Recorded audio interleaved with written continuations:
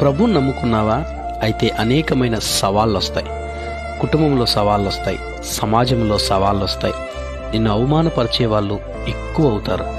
ఎందుకు అనంటే, సాతాను దేవుని బిడ్డలను హింసించటానికే చూస్తుంది ఆది నుండి.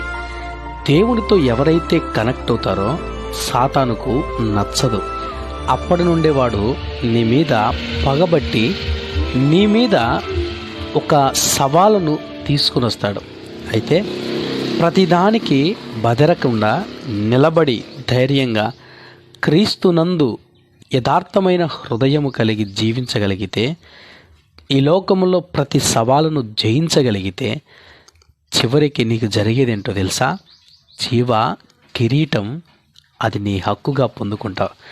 అందుకే జయించువానికి జీవ కిరీటం ఉంది అని ప్రభు అన్నాడు. నిలబడు, సాతాన్ని ఎదిరించు, తప్పకుండా జయం మనదే.